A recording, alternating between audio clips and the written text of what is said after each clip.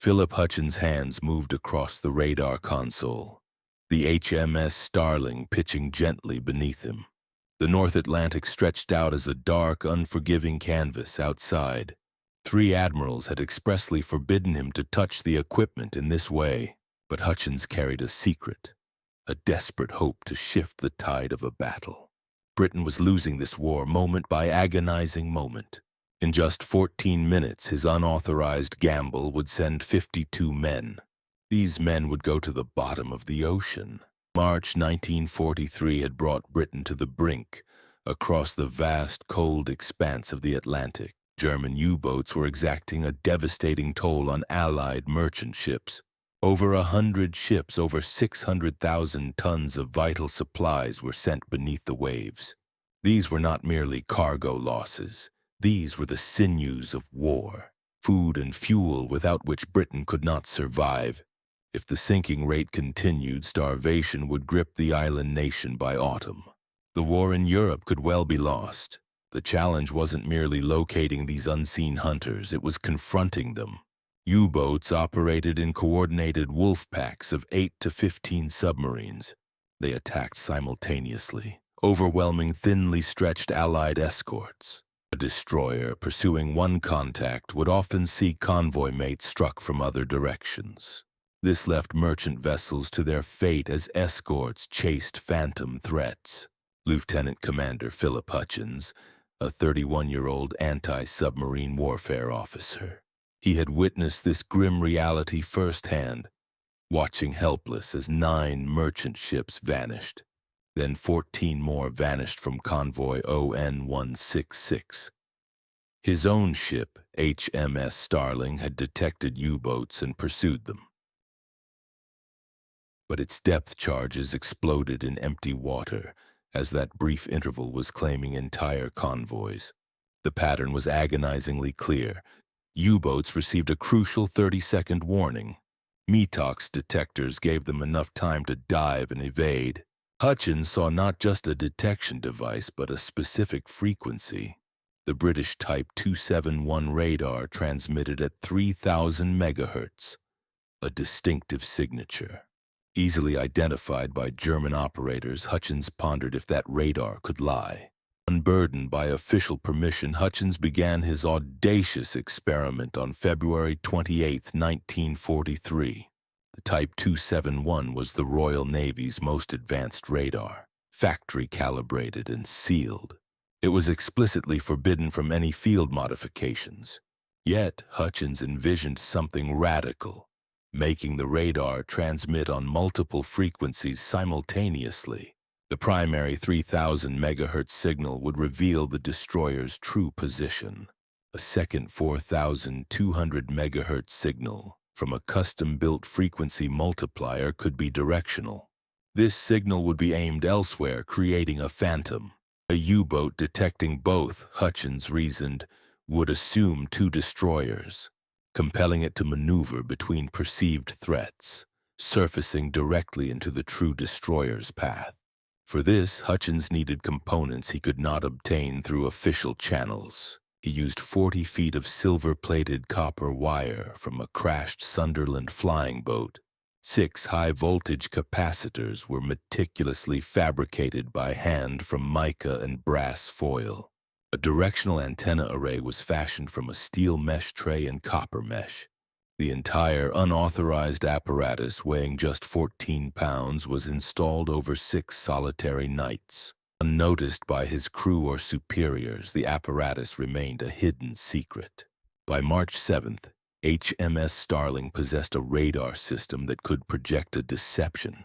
It was a technological ghost in the machine whose theory worked in tests. The theory worked in tests, but its true validation required a live target. That chance arrived on March 14, 1943, with convoy HX-229. Convoy HX-229, laden with tanks, aircraft, ammunition, and fuel. It was steaming from New York to Liverpool, a vital lifeline. German naval intelligence, aware of its prize, dispatched 19 U-boats. They formed a wolf pack codenamed Robgraf, or Robber Baron, a clear signal of their intent to decimate the convoy. At 22:15 that night, U-boats began shadowing HX-229. At 23:17, Hutchins made his move, activating the frequency multiplier. The 4,200 megahertz phantom signal beamed out 30 degrees to starboard. This was a phantom signal of the Starling's actual position. Aboard U-534, Kapitän Lieutenant Friedrich Steinhoff watched his METOX detector flicker 2 signals. He believed there were 2 destroyers, a critical misjudgment of the true situation. Standard procedure dictated a dive and a turn to starboard, hoping to surface safely behind the convoy, between the perceived threats. Steinhoff gave the order at 23:19, sealing his U-boat's fate. On the Starling, Hutchins monitored his sonar. The U-boat was maneuvering precisely as predicted, heading for a deadly trap. At 23:24, he ordered flank speed, turning hard to starboard, directly towards where U-534 would resurface, into their trap. At 23:31, U-534 broke the surface, just 1,200 yards ahead of HMS Starling. The destroyer's guns roared and the first salvo fell short. The second struck the pressure hull, flooding the torpedo room. The third tore through the conning tower, killing Steinhoff instantly. 3 minutes later, at 23:34, U-534 vanished beneath the waves, taking 52 German sailors with it to their watery grave. Hutchins had used an invisible illusion to lure a submarine commander to his own destruction.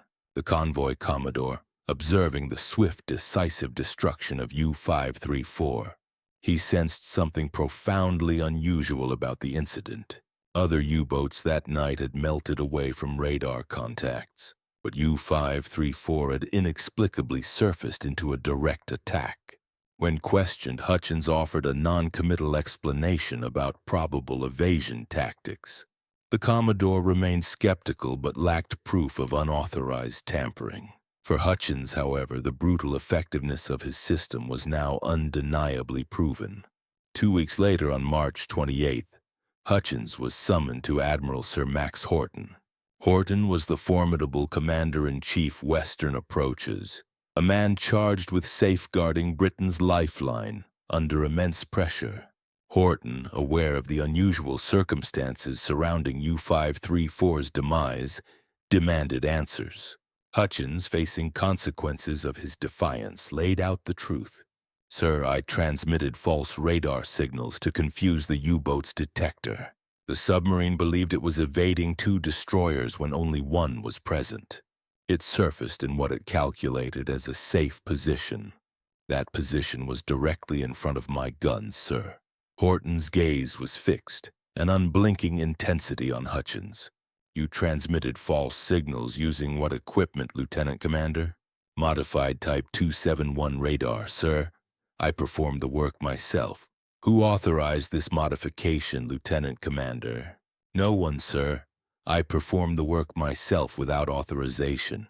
A heavy silence descended, thick with unspoken judgment. Then Horton spoke, his voice measured and grave with consequence. "Lieutenant Commander, you violated the Naval Discipline Act by performing unauthorized modifications. This was to critical equipment. You should be court-martialed."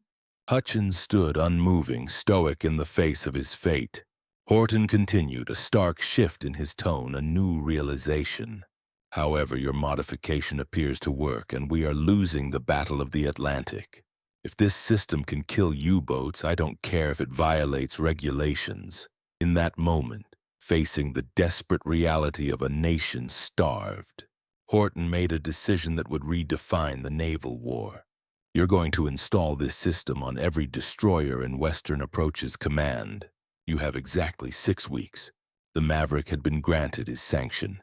Desperation had opened the door for genius. By April 1943, 19 Royal Navy destroyers were clandestinely receiving Hutchins' modification. Officially designated Type 271M, it was whispered among crews as Hutchins' trick. Deployed to escort duties in May, the impact was immediate and dramatic. Convoy ONS-5 saw 5 U-boats destroyed using the system.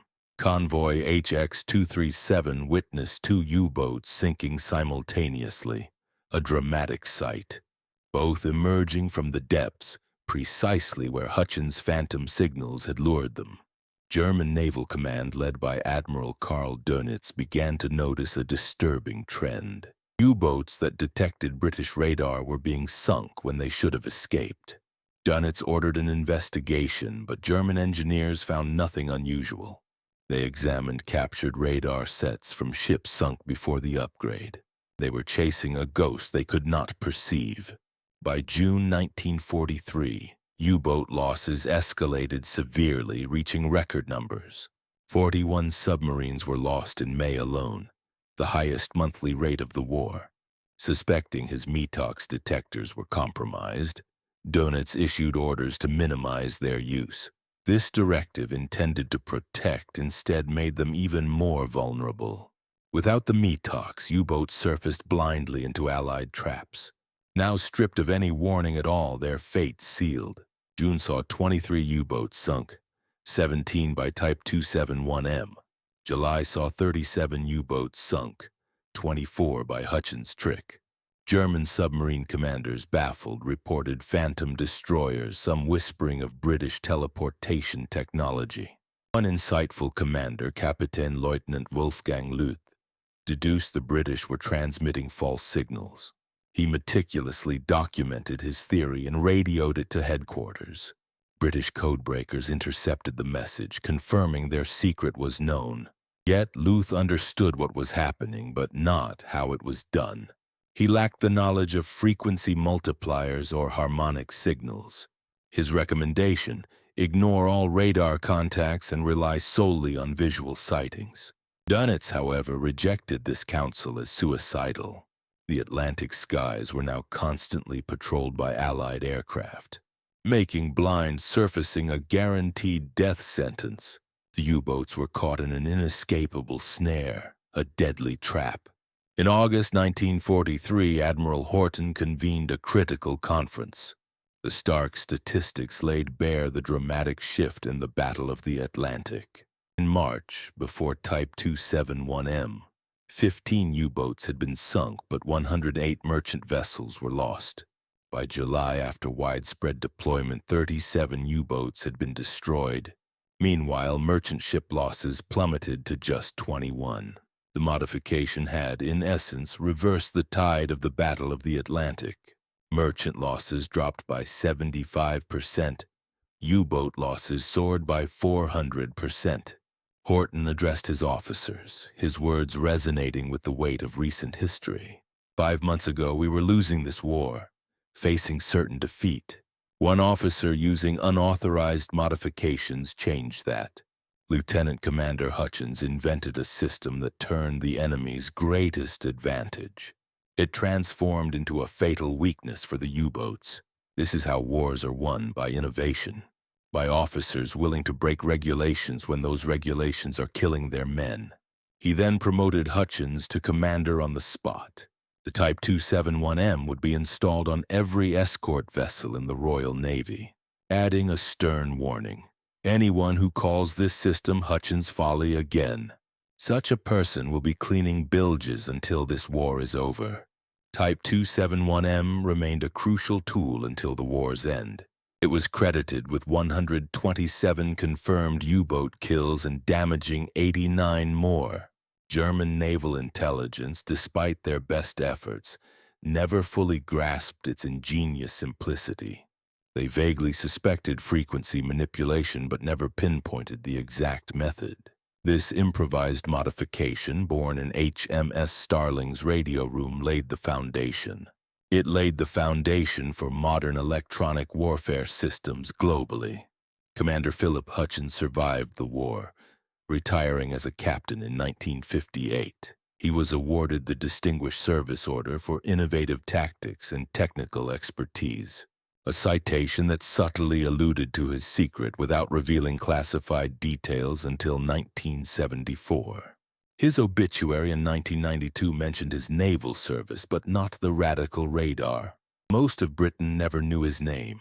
Yet 2,400 Allied merchant sailors owe their lives to his invention.